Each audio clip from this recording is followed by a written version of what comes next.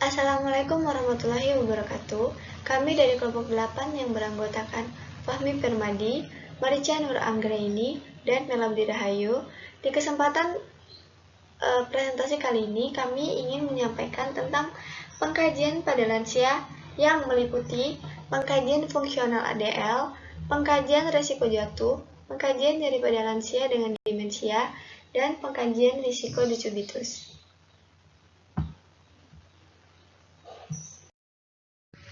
Oke, yang pertama yaitu pengkajian fungsional ADL. Apa sih singkatan dari ADL? ADL yaitu Activity of Daily Living atau pemeriksaan kemampuan fungsional yang merupakan proses untuk mengetahui kemampuan pasien dalam melakukan aktivitas kehidupan sehari-hari atau waktu senggangnya yang terintegrasi dengan lingkungan aktivitasnya. Tujuan pemeriksaan kemampuan fungsional pada pasien adalah untuk menunjukkan kepada pasien tentang kemampuan fungsional real yang dimiliki. Lalu ada manfaat pengkajian fungsional ADL. Nah, manfaat mempertahankan Activity of Daily Living atau ADL pada lansia dapat dirasakan secara fisiologis, dan sosial. Nah, dampak yang ada pada manfaat fisiologis yaitu yang pertama ada dampak langsung, yaitu membantu mengatur kadar gula darah, merangsang adrenalin dan non-adrenalin, serta peningkatan kualitas dan kuantitas tidur. Terus dampak jangka panjang dapat meningkatkan yang pertama daya tahan aerobik atau kardiovaskuler, yang kedua kekuatan otot rangka, kemudian kelenturan, keseimbangan dan koordinasi gerak sehingga dapat mencegah terjadinya kecelakaan atau jatuh. Yang terakhir adalah kelincahan gerak. Lalu ada manfaat fisiologis. Manfaat fisiologis ini dampak langsungnya dapat membantu memberi perasaan santai, mengurangi ketegangan dan kecemasan, serta meningkatkan perasaan senang. Kemudian dampak jangka panjangnya dapat meningkatkan yang pertama kesejahteraan jasmani dan rohani secara utuh, yang kedua kesehatan jiwa, yang ketiga fungsi kognitif, serta penampilan dan fungsi motorik dan keterampilan.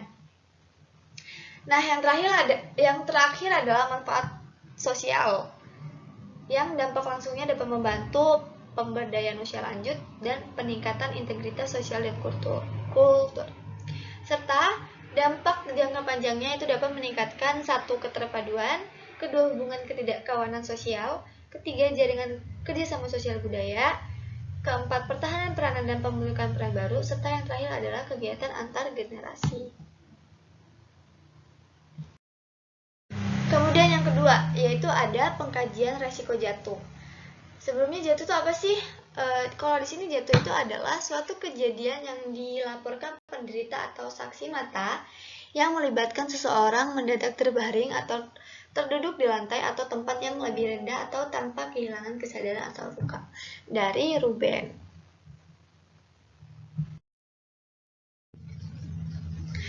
Nah, kemudian ada faktor-faktor lingkungan yang sering dihubungkan dengan kecelakaan pada lansia.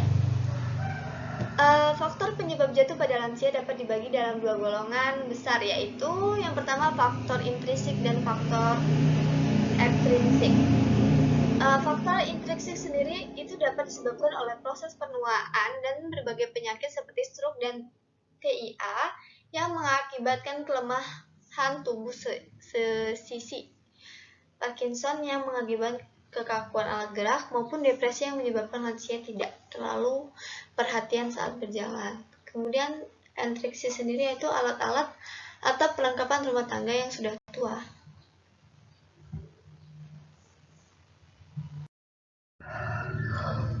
Oke, kalau tadi adalah faktor-faktornya, sekarang yaitu pencegahannya.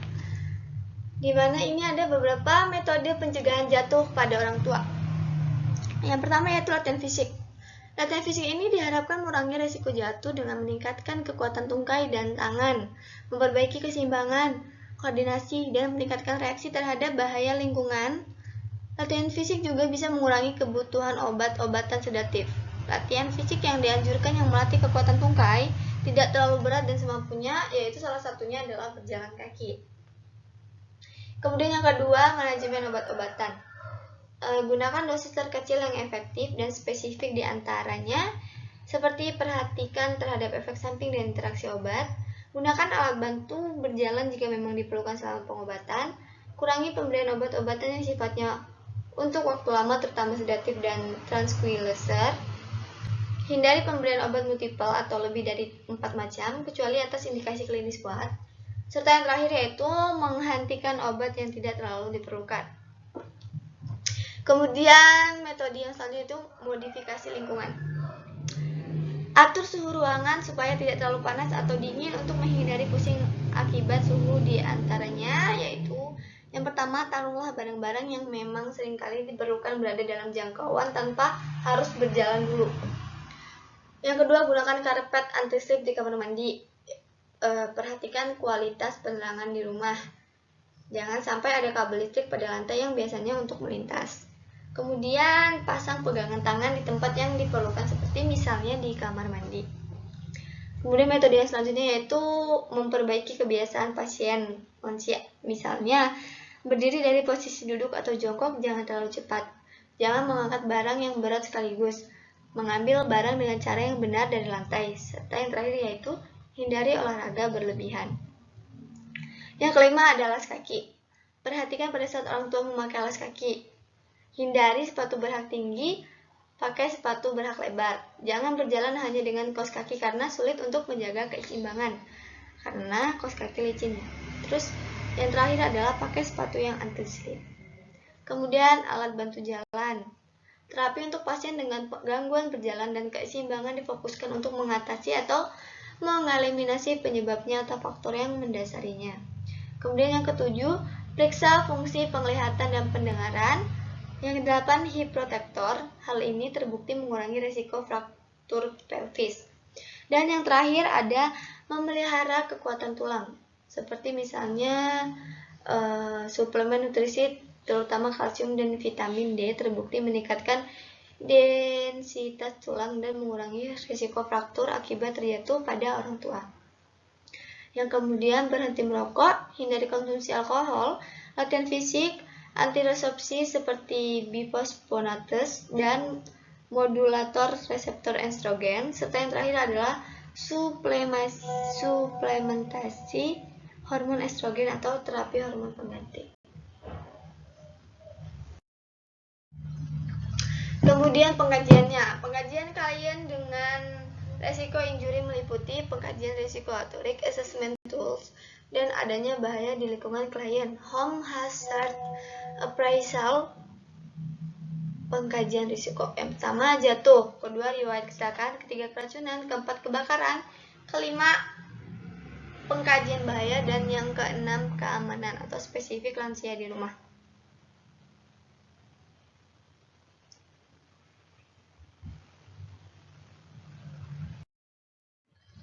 Pengkajian nyeri pada lansia dengan demensia. Demensia dapat diartikan sebagai gangguan kognitif dan memori yang dapat mempengaruhi aktivitas sehari-hari. Penderita demensia seringkali menunjukkan beberapa gangguan dan perubahan pada tingkah laku harian atau behavioral symptom yang mengganggu ataupun tidak mengganggu. Dari Fletcher, L. Harley, A.C. Mahoney, E. 1998. Kemudian demensia adalah satu penyakit yang melibatkan sel-sel otak yang mati secara abnormal. Hanya satu terminologi yang digunakan untuk menerangkan penyakit otak degeneratif yang progresif. Daya ingatan, pemikiran, tingkah laku, dan emosi terceces bila mengalami demensia. Kemudian pengkajian kasus demensia pada lansia dapat digunakan beberapa instrumen. Yang pertama, pengkajian tentang demensia. Demensia terbagi menjadi dua, yakni demensia Alzheimer dan demensia vaskuler. Baru yang kedua adalah skala dimensi fungsi. Instrumen ini bukan hanya untuk mengidentifikasi demensia, namun dapat pula digunakan untuk mengkuantifikasikan berdasarkan derajat keparahannya. Oke, yang terakhir yaitu ada pengkajian risiko dekubitus. Definisi dekubitus merupakan nekrosis jaringan lokal yang cenderung terjadi ketika jaringan lunak tertekan di antara tonjolan tulang dengan permukaan eksternal dalam jangka waktu lama. Kemudian dari Margolis menyebutkan bahwa definisi terbaik dekubitus adalah kerusakan struktur anatomis dan fungsi kulit normal akibat dari tekanan eksternal yang berhubungan dengan penonjolan tulang dan tidak sembuh dengan urutan dan waktu biasa. Kemudian ada dekubitus adalah kerusakan lokal dari kulit dan jaringan di bawah ini yang disebabkan penekanan yang terlalu lama pada area tersebut. Dari Ratna Kalijana 2008. Dekubitus sering disebut ulkus dermal atau ulkus dekubitus, atau luka tekan terjadi akibat tekanan yang sama pada suatu bagian tubuh yang mengganggu sirkulasi. Oke, ada faktor-faktor yang menyebabkan terjadinya diskubitus. Ada dua hal utama yang berhubungan dengan resiko terjadinya luka tekan, yaitu faktor tekanan dan toleransi jaringan. Faktor yang mempengaruhi durasi dan intensitas tekanan di atas tulang yang menonjol adalah imobilitas, inaktivitas, dan penurunan sensori persepsi. Sedangkan faktor yang mempengaruhi toleransi jaringan dibedakan menjadi dua, yaitu faktor ekstrinsik dan intrinsik. Nah, faktor intrinsik sendiri yaitu kebersihan tempat tidur, alat-alat tenun yang kusut dan kotor, alat peralatan medik yang menyebabkan penderita terfiksasi pada suatu sikap tertentu, duduk yang buruk, posisi yang tidak tepat, dan perubahan posisi yang kurang. Kemudian ada faktor intrinsik, yaitu penuaan atau regenerasi sel lemah, sejumlah penyakit yang menimbulkan seperti DM, status gizi, underweight atau kebalikannya overweight, anemia, hipoalbuminemia, penyakit neurologik, dan penyakit-penyakit yang merusak pembuluh darah, serta keadaan hidrasi atau cairan tubuh. Kemudian ada juga faktor pentingnya yang juga berpengaruh terhadap risiko terjadinya luka tekan. Yang pertama ada tekanan antar muka atau interface pressure. Yang kedua kelembapan. Ketiga tenaga yang merobek atau sel. Keempat pergesekan. Kelima nutrisi, hipoalbuminemia, kehilangan berat badan, dan malnutrisi. Lalu ada usia, tekanan arterial yang rendah, stres emosional, merokok, dan temperatur kulit. Oke, ada konsep asuhan dasar keperawatan dekubitus pada lansia, yaitu pengkajian pada lansia. Yang pertama ada pengkajian fungsional, kedua pengkajian status kognitif, ketiga pengkajian psikososial, keempat pengkajian status emosional, kelima pengkajian spiritual, keenam pengkajian risiko jatuh, ketujuh pengkajian depresi menggunakan GDS, yang kedelapan pemeriksaan fisik menggunakan sistem, dan yang terakhir ada Apgar keluarga.